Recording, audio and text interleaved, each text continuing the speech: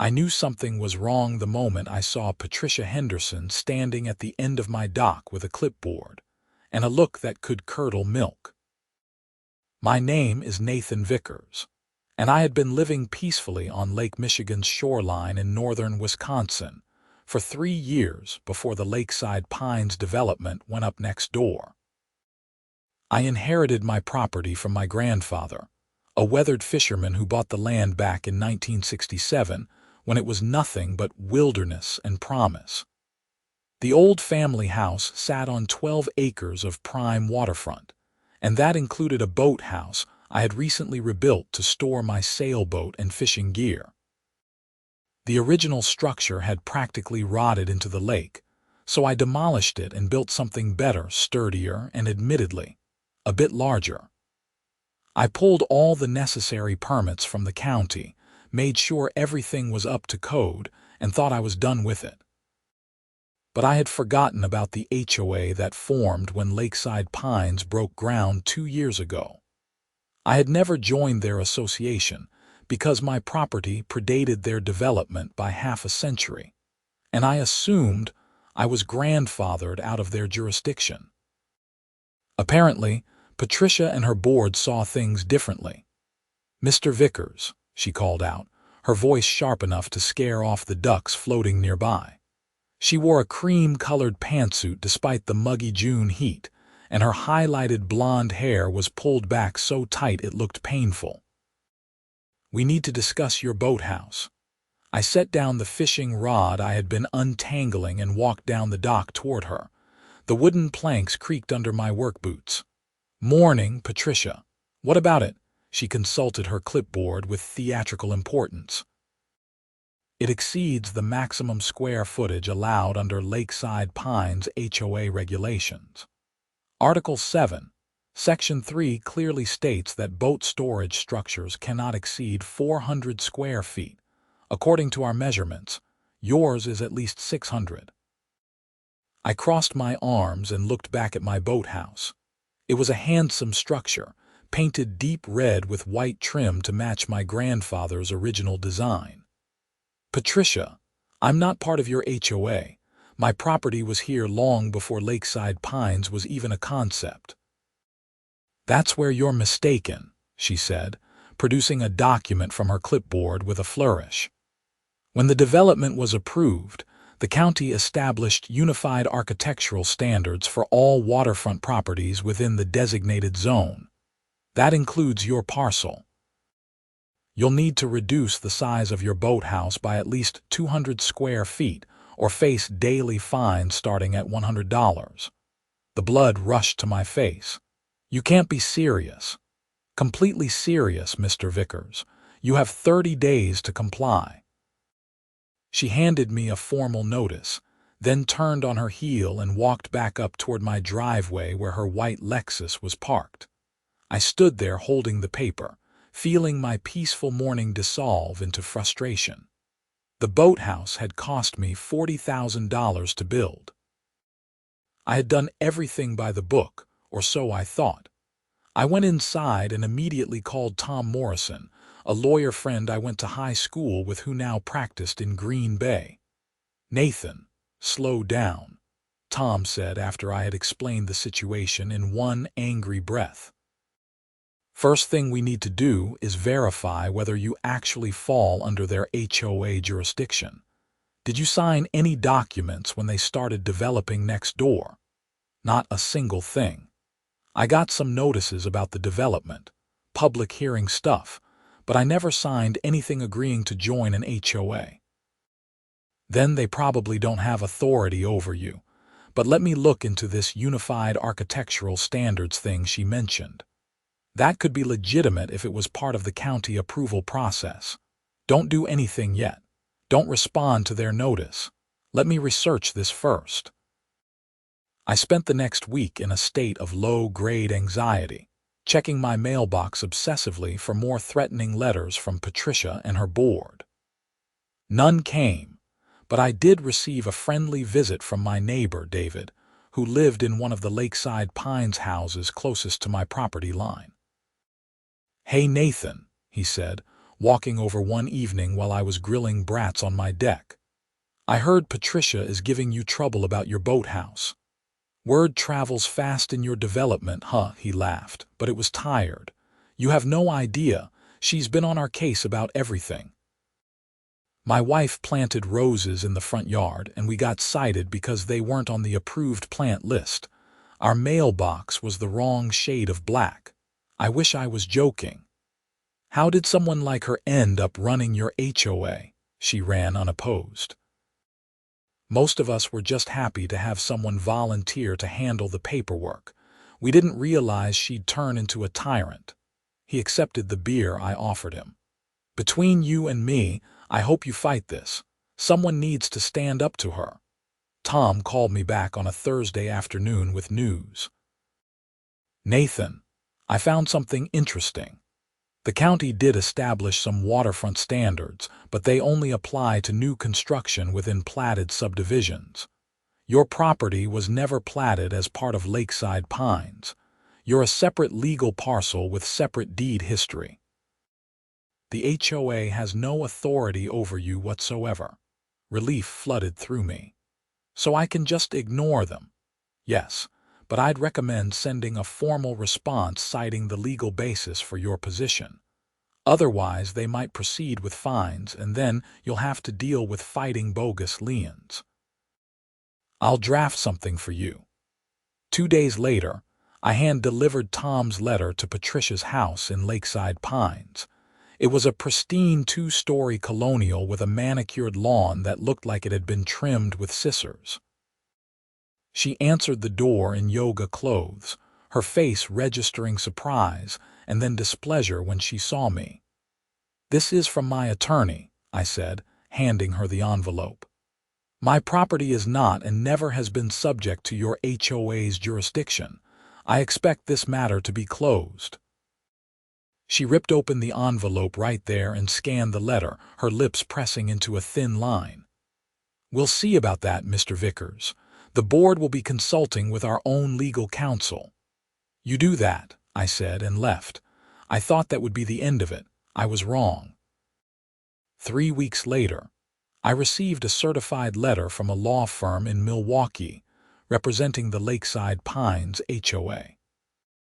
The letter was 5 pages of dense legal language, but the gist was clear.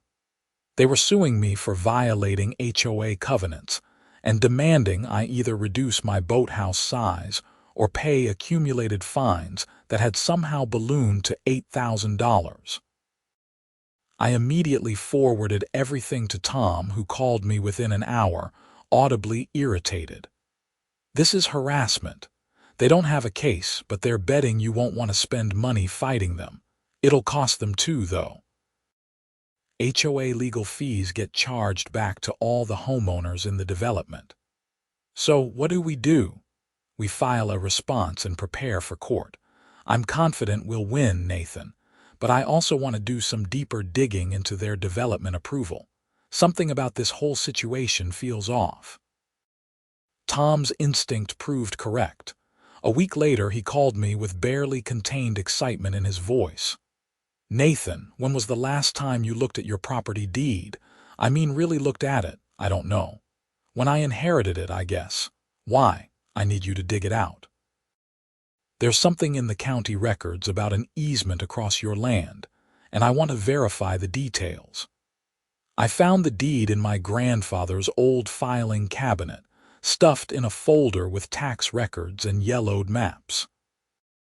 The document was dated 1967 and recorded my grandfather's purchase of the property from a lumber company that had owned vast tracts of land in the area. I photographed every page and texted them to Tom. He called back 30 minutes later. "Nathan, do you realize Lakeside Pines' main access road crosses your property?" I walked to my front window and looked out at the paved road that led into the development. I had always assumed it was on their land, but now that Tom mentioned it, the entrance was definitely on my side of what I thought was the property line. "Are you telling me they built their road on my land without permission?" "That's exactly what I'm telling you." According to your deed, your property extends all the way to County Highway 42. That access road they use, it runs across at least 100 feet of your land. There's no recorded easement granting them access. They would have needed your explicit permission, and from what I can see in the county records, no one ever asked for it. My mind raced. How is that possible? Wouldn't the developer have done a title search? They should have. But here's where it gets interesting. I pulled the development approval documents. The plat map they submitted to the county shows the access road entirely within their property boundaries. But when I overlay that with your deed's legal description, there's a discrepancy. Either they made a mistake, or they deliberately misrepresented the property lines. What does this mean for the lawsuit? Tom was quiet for a moment. It means we have leverage, serious leverage. If they're going to threaten you over a boathouse that's none of their business, we can point out that their entire development is accessing a public road via an illegal trespass across your land. The implications settled over me slowly. Every single resident of Lakeside Pines, every delivery truck, every guest, every vehicle that entered or left the development was driving across my property without permission. It had been happening for 2 years. Can I block the road? I asked. Legally, yes. Practically, that would be escalating things to a nuclear level pretty quickly. But the threat of it, that's powerful. Let me set up a meeting with their attorney and see if we can resolve this quietly. The meeting happened on a humid Tuesday morning in July at Tom's office in Green Bay. Patricia showed up with 2 other board members, a bald man named Richard and a thin woman named Susan, plus their attorney, a guy in his 50s named James Keller who looked like he wished he was anywhere else. Tom laid out the situation with professional precision, complete with property maps, deed copies, and county records. I watched Patricia's face gradually shift from confident to confused to something approaching panic. "That can't be right," she said, looking at Keller. "We have an easement." "We must have an easement." Keller was studying the documents Tom had provided, his expression grim. "I'll need to verify this with our own survey, but if these property descriptions are accurate, there may be a legitimate issue here." "Maybe," Tom said.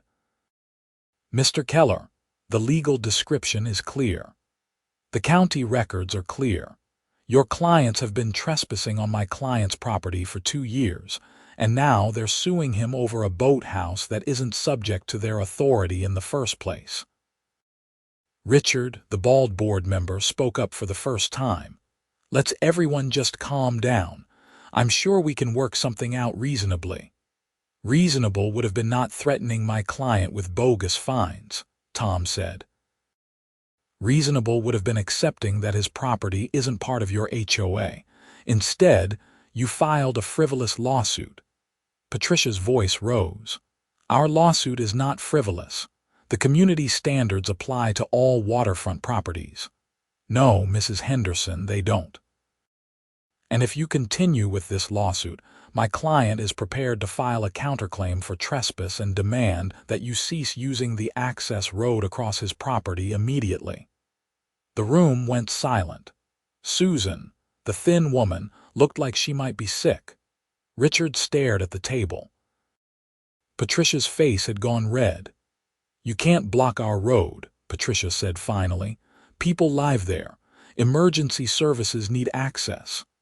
"Then perhaps you should have thought about that before harassing my client," Tom said calmly. Keller held up a hand. "Let me speak with my clients privately for a moment." Tom and I stepped out into the hallway. Through the glass wall of the conference room, I could see animated discussion, Patricia gesturing angrily while Keller appeared to be explaining something unwelcome. Richard had his head in his hands. After 10 minutes, Keller opened the door. "We'd like to propose a resolution," he said. "The HOA will withdraw its lawsuit and acknowledge that Mr. Vickers' property is not subject to HOA jurisdiction. In exchange, Mr. Vickers grants a formal easement for the access road. I looked at Tom. He leaned in and whispered, "You can ask for compensation for the easement, back payment for 2 years of use plus ongoing annual fees." "How much?" I whispered back. "Easement value for a road like that? I'd say $50,000 for the back use plus $5,000 annually going forward." I nodded, and Tom straightened up. "My client will agree to those terms, provided the HOA pays fair market value for the easement. $50,000 for the previous 2 years of use and $5,000 annually going forward, adjusted for inflation." Patricia exploded. "That's extortion." "No, Mrs. Henderson, that's property rights. You've been using his land without permission. You're lucky he's not demanding more." Keller pulled Patricia back down into her chair and spoke quietly to the board members. More heated discussion followed. "Finally," Keller said, "we need to take this to a full board vote and discuss with the development's original owners. Can we have 1 week?" "You have 3 days," Tom said. "After that, we file the countersuit and Mr. Vickers installs a gate." We left the office, and I felt lighter than I had in weeks. "Did we just win?" I asked Tom as we walked to our cars. "We won the first round, but be prepared for them to fight the easement compensation. $55,000 total is a lot of money for an HOA to come up with, especially when they're already paying Keller's fees." That evening, I sat on my deck watching the sunset over Lake Michigan, a beer in hand, and thought about my grandfather. He had been a stubborn man who believed in standing your ground when you were right. He had bought this land because he wanted a place where he could live by his own rules, away from the regulations and restrictions of town life. I felt like I was honoring his memory by fighting back against Patricia and her clipboard. The next day, David from Lakeside Pines stopped by again. "I heard about the meeting," he said. "The whole development is buzzing. Patricia called an emergency session last night, and apparently things got ugly." "How did people react?" "Mixed. Some folks think you're being unreasonable, but a lot of us are actually pretty angry at Patricia and the board. Nobody knew about the access road issue. And when Patricia announced that the HOA might have to levy a special assessment to pay you, people lost it. We're already paying high dues because of her constant landscaping requirements and her legal crusade against anyone who doesn't follow her rules to the letter." "I don't want to hurt the regular homeowners," I said. "I just want Patricia to leave me alone. I get it, and honestly, this might be the wake-up call the development needs. There's talk of calling for Patricia's resignation." 2 days later, Tom called. "They've agreed to the terms. $50,000 lump sum, $5,000 annually. They want to finalize the easement agreement as soon as possible. Can you come to my office tomorrow to sign? What about their lawsuit being withdrawn with prejudice, meaning they can't refile it? You won, Nathan." The signing took place on a Friday morning. This time, Patricia didn't attend. Instead, Richard and Susan represented the board along with Keller. The mood was subdued but professional. I signed the easement agreement, which Tom had carefully drafted to specify the exact boundaries and terms of use. In exchange, I received a cashier's check for $50,000. As we were finishing up, Richard said, "Mr. Vickers, I want to apologize for how this whole situation was handled. Patricia was out of line and the board should have reined her in earlier. For what it's worth, she's stepping down as HOA president next week." "I appreciate that," I said. "I never wanted to be at war with my neighbors. I just wanted to be left alone on my own property." Susan added quietly, "You've actually done us a favor. This whole mess exposed a lot of problems with how our HOA has been operating.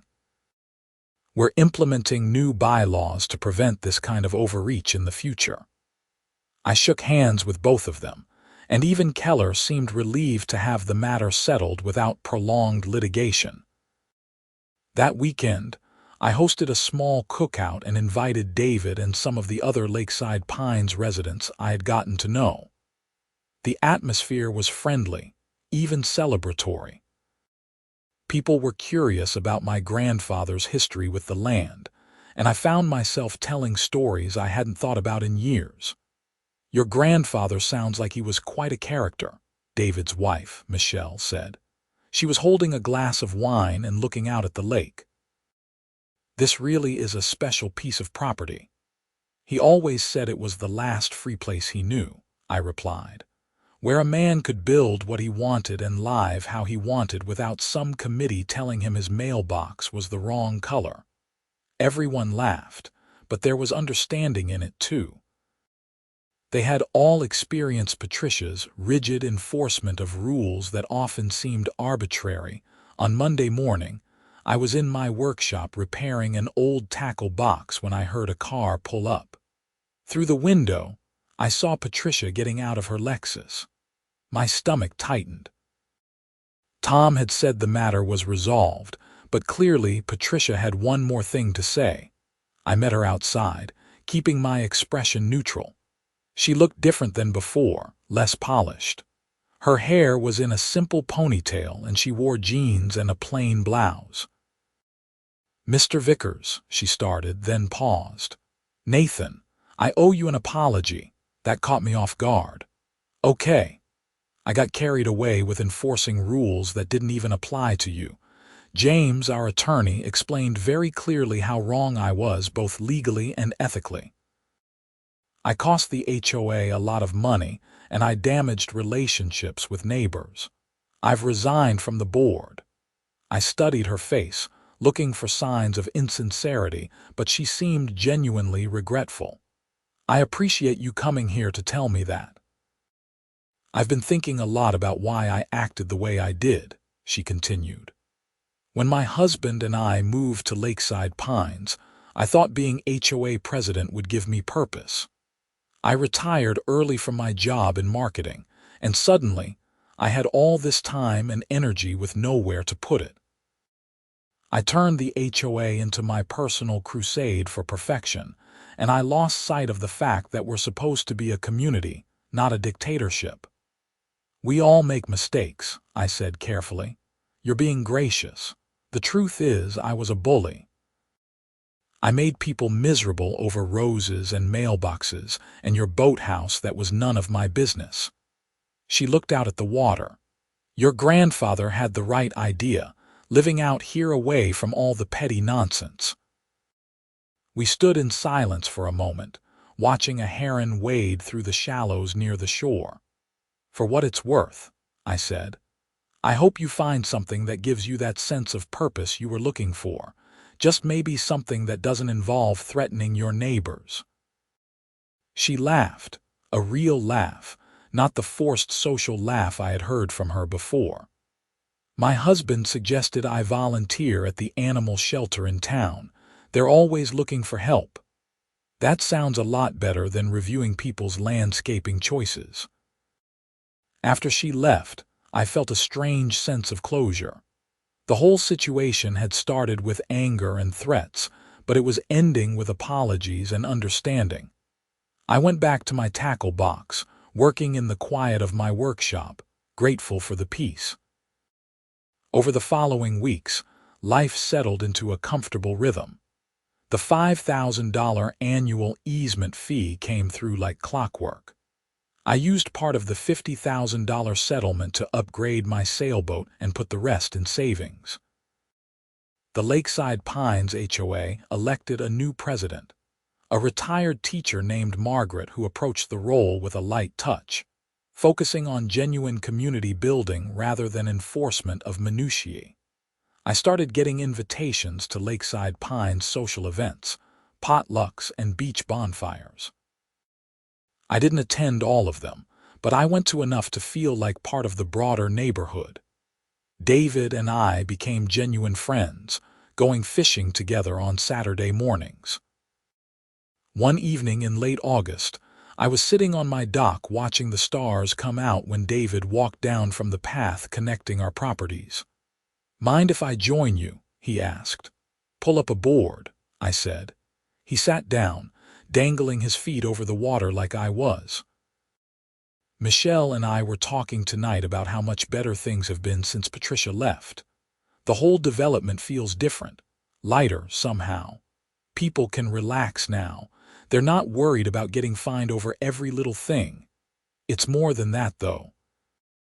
I think what happened with you and the easement situation, it reminded everyone that we're supposed to be neighbors, not adversaries. Margaret has been great about that.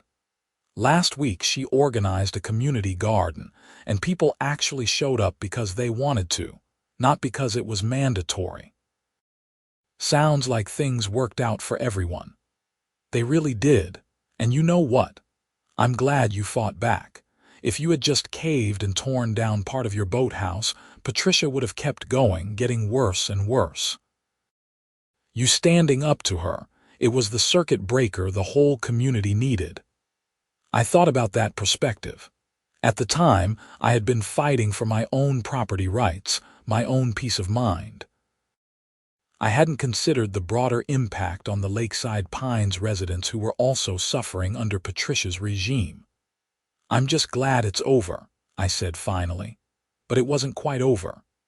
In September, I received a formal letter from Lakeside Pines HOA, signed by Margaret and the new board. Inside was an invitation to serve as an advisor to the HOA on matters relating to waterfront management and environmental protection. The letter acknowledged my long family history with the lake and my knowledge of the area. I called Tom to ask if there were any legal implications to accepting. "Just make sure it's clear that you're an advisor only, not a member of the HOA," he said. "You don't want them trying to claim later that you submitted to their authority. Would they really try that after everything that happened? Different board now, but it's better to be clear up front. I'll draft a simple agreement specifying your role." I accepted the advisory position with Tom's written agreement in place. Once a month, I attended HOA meetings and offered input on issues like dock maintenance, erosion control, and fish habitat protection. It felt good to contribute without being subjected to the kind of regulatory overreach that had started the whole conflict. In October, David mentioned that Patricia had actually followed through on volunteering at the animal shelter. Michelle saw her there last week. She's apparently really good with the dogs, especially the ones that are scared or aggressive. She's helped rehabilitate several difficult cases. "Good for her," I said, and I meant it. People could change, could find better ways to channel their energy and need for control. As autumn settled in, and the leaves turned brilliant colors around the lake, I found myself reflecting on the entire experience. What had started as a simple project, rebuilding my grandfather's boathouse, had spiraled into a legal battle that exposed a much larger problem. Patricia's overreach had been enabled by a system that gave HOA boards too much unchecked power. My fight hadn't just been about my boathouse. It had been about the fundamental right to control your own property and live free from arbitrary harassment. The easement issue had been the key to everything. Without that leverage, I would have been forced into expensive litigation with an uncertain outcome.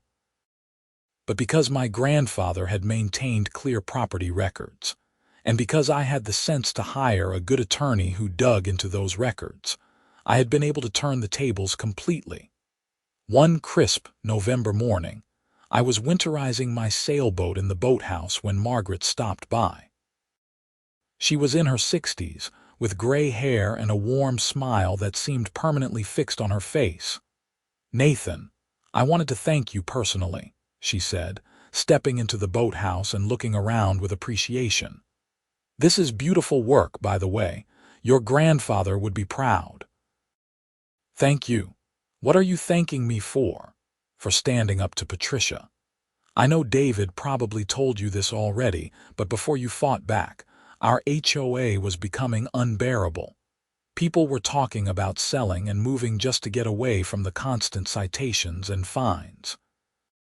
What you did, proving that the access road was on your property and that Patricia had no authority over you, it broke her power. It gave the rest of us the courage to demand change.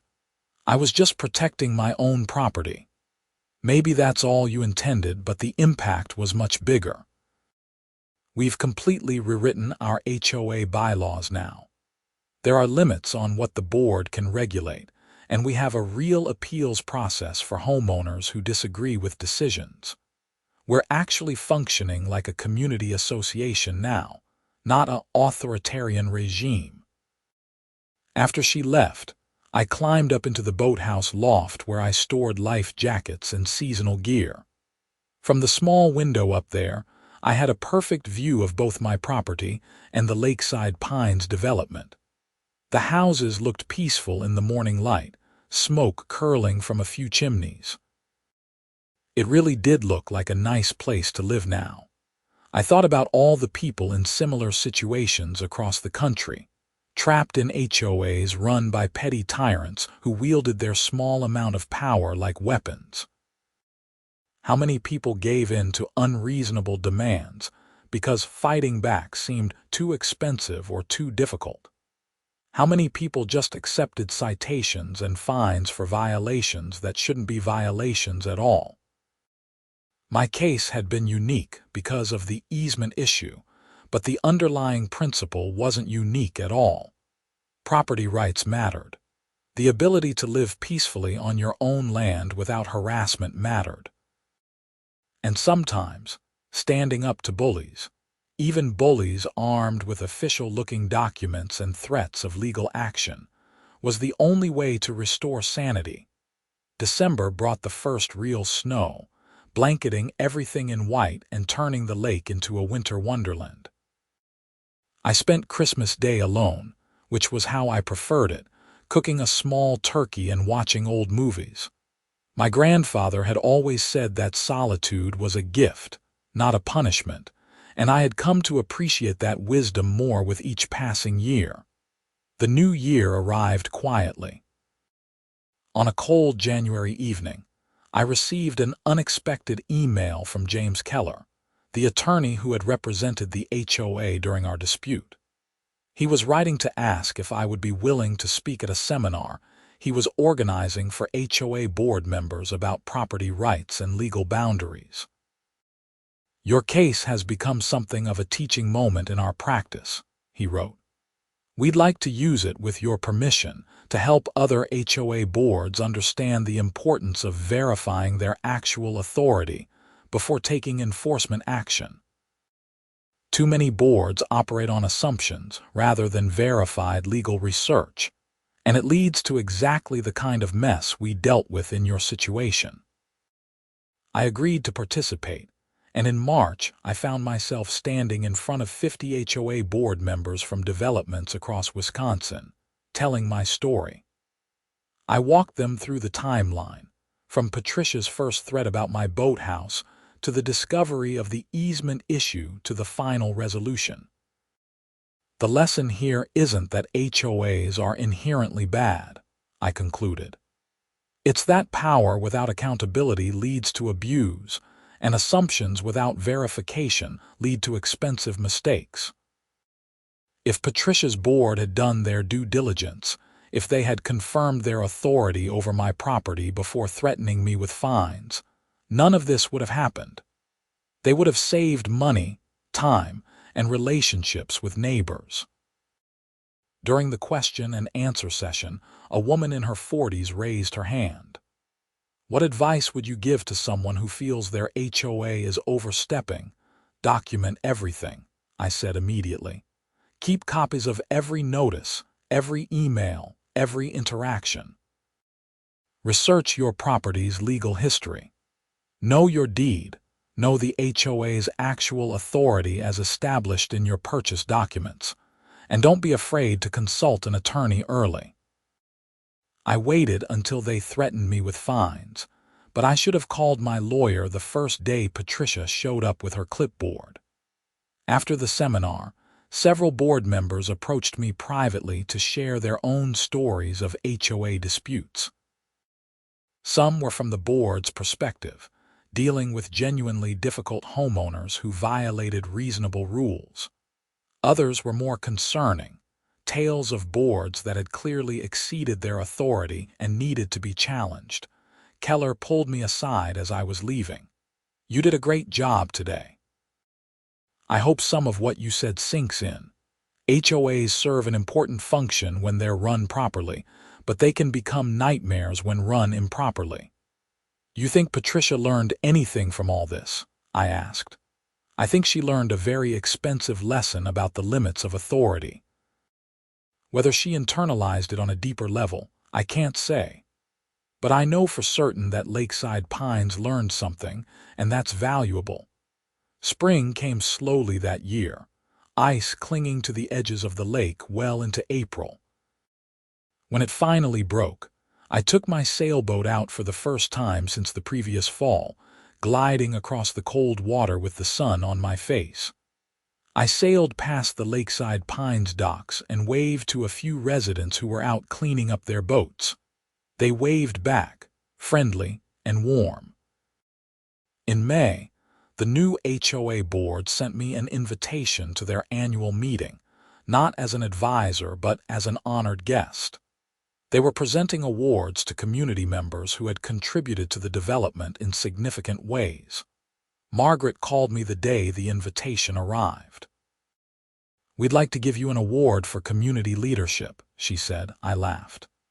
"I sued your HOA and threatened to block your access road.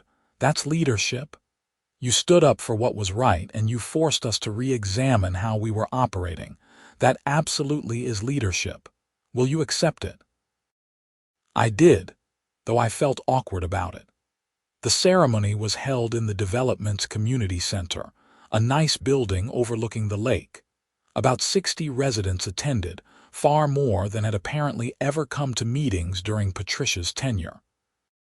Margaret presented me with a plaque that read, "Nathan Vickers, in recognition of your dedication to property rights and community integrity." The crowd applauded, and several people stood up. I gave a brief speech, mostly thanking them for their willingness to change and improve their HOA's governance. Afterward, at the reception, an elderly man approached me. His name was Walter, and he lived in one of the larger houses near the back of the development. "I want to tell you something," he said, gripping my hand firmly. "Last year, Patricia cited me because I built a small shed for my lawn equipment. She said it violated the architectural guidelines and demanded I tear it down.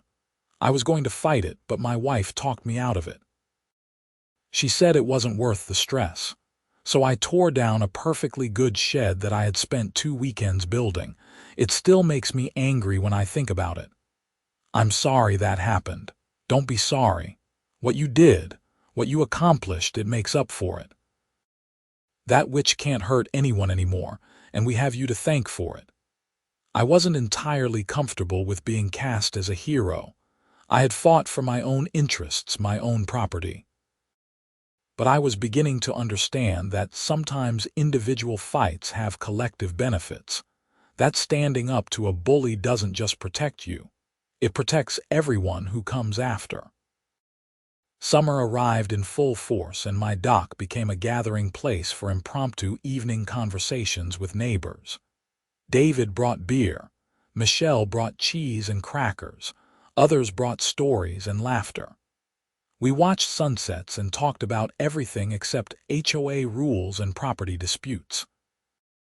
One warm July night, after everyone had gone home and I was alone on the dock, I thought about my grandfather again.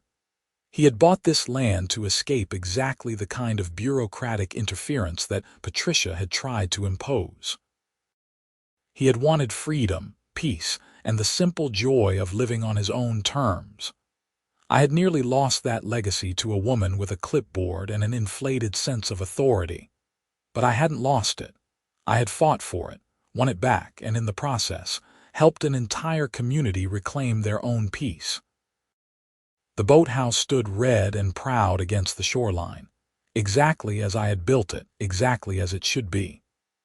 No citations, no fines, no threats of legal action. As August rolled around, marking a full year since the resolution of the dispute, I received a letter from Patricia. It was handwritten, not typed, and the tone was personal. "Dear Nathan," it began, "I'm writing to give you an update, though you certainly don't owe me any response. Working with the animals at the shelter has taught me a lot about patience, about meeting beings where they are rather than demanding they conform to my expectations. I've helped place 17 dogs in new homes this year, including 3 that were considered unadoptable due to behavioral issues. It's the most meaningful work I've done in years, maybe ever. I think about our conflicts sometimes, about how rigidly I tried to control things that weren't mine to control. I'm grateful that you stood up to me, even though it was painful at the time. Thank you for that. Patricia." I folded the letter and tucked it into my grandfather's old filing cabinet, next to the deed that had made all the difference. People really could change, could learn and grow from their mistakes. It gave me hope, not just for Patricia, but for all the other HOA boards and petty officials who let small amounts of power go to their heads. In September, Tom called with an amusing update. "You remember how I said easement fees should be adjusted for inflation?" "Yes." "Well, Lakeside Pines just sent this year's payment. It's $5,215. They actually calculated the inflation adjustment. Good for them. It means they're taking their obligations seriously. That's a well-run HOA now." October brought the colors again, brilliant reds and oranges and yellows surrounding the lake. I spent long afternoons in my boathouse, organizing gear and making repairs, comfortable in the knowledge that no one would show up to measure the square footage or cite me for violations that didn't exist. David stopped by one Saturday with news. Patricia's moving. She and her husband bought a small farmhouse about 20 miles inland. She's going to foster dogs from the shelter, the ones that need rehabilitation before they can be adopted. "That's great," I said, and meant it sincerely. She stopped by yesterday to say goodbye to the neighbors. She seems like a completely different person. Actually happy, you know. Finding the right purpose makes all the difference.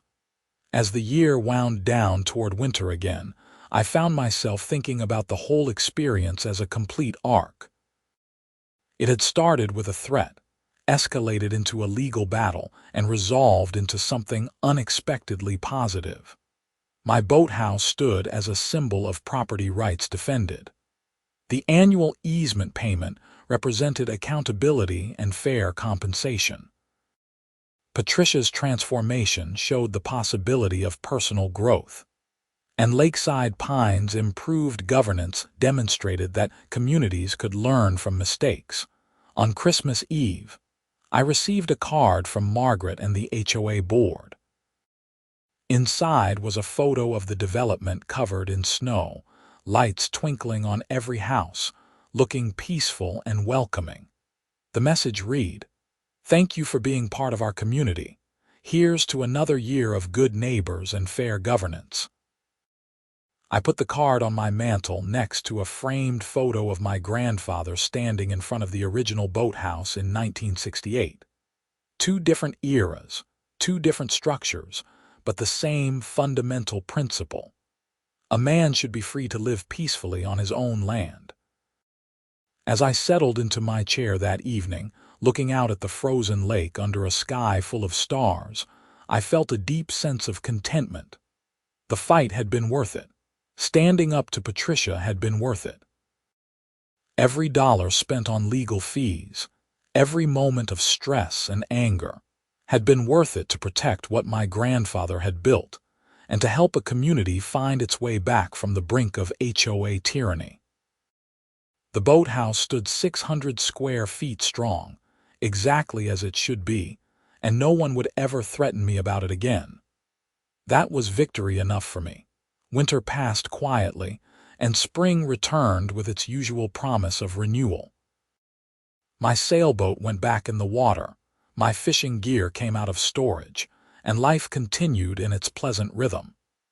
The annual HOA meeting came and went, with reports of continued improvement in community satisfaction and governance. The easement payment arrived on time, adjusted for inflation as required. In late May, I got a call from Tom. "Nathan, you're not going to believe this, but I just got contacted by a homeowner in Michigan who's dealing with an almost identical situation to what you faced. HOA threatening him over a garage that predates their development, and it turns out their main road might cross his property without permission. What did you tell him?" I told him I'd take the case, and I credited you with teaching me how to look for these issues. Your situation has literally become a template for how I handle HOA overreach cases now. I felt a surge of satisfaction at that. My fight, my victory, was helping other people defend their own property rights.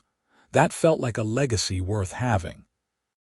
As summer settled in and the days grew long and warm, I spent more time on the water than on land, sailing and fishing and occasionally joining the Lakeside Pines residents for beach gatherings.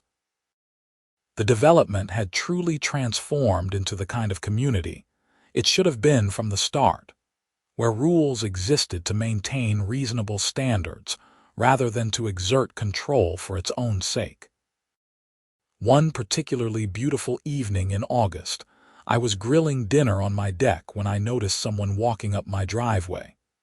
As the figure got closer, I recognized Patricia. She was walking a large German shepherd on a leash, and she looked healthier than I had ever seen her, tanned and relaxed. "Hi, Nathan," she called out. "I hope you don't mind. I'm back visiting friends and I wanted you to meet Max. He's one of my foster successes and his new family lives in Lakeside Pines." The dog was beautiful, alert but calm. "He seems great." He was scheduled to be euthanized because he was too aggressive.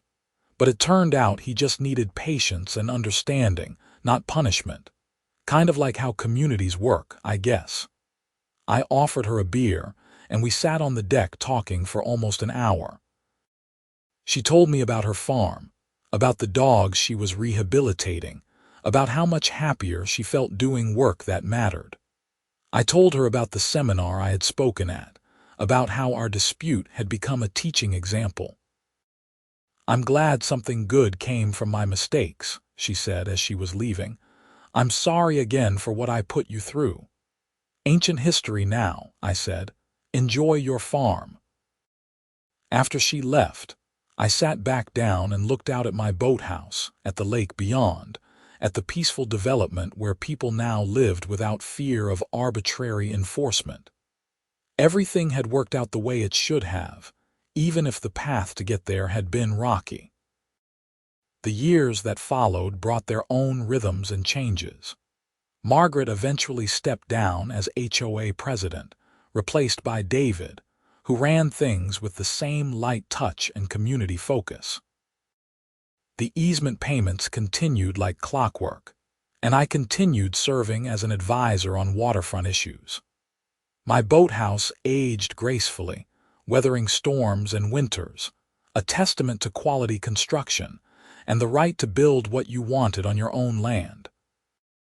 I never forgot the lesson of that conflict, that property rights matter, that standing up to bullies is necessary, and that sometimes the most important fights are the ones we don't want to have but must engage in anyway. My grandfather would have been proud, I think, that I protected his legacy and helped others in the process. And every time I walked down to my dock, every time I opened the boathouse doors and saw my sailboat waiting inside all 600 square feet of rightfully constructed space, I felt grateful for that piece of paper from 1967 that had changed everything. A clear deed, a thorough attorney, and the courage to fight back. That was all it had taken to win.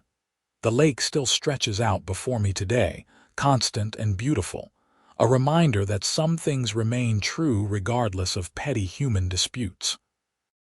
A man's home is his castle, his land is his domain, and no HOA board with clipboards and manufactured authority can change that fundamental right. My boathouse stands as proof, red and proud against the shoreline. Exactly 600 square feet of freedom,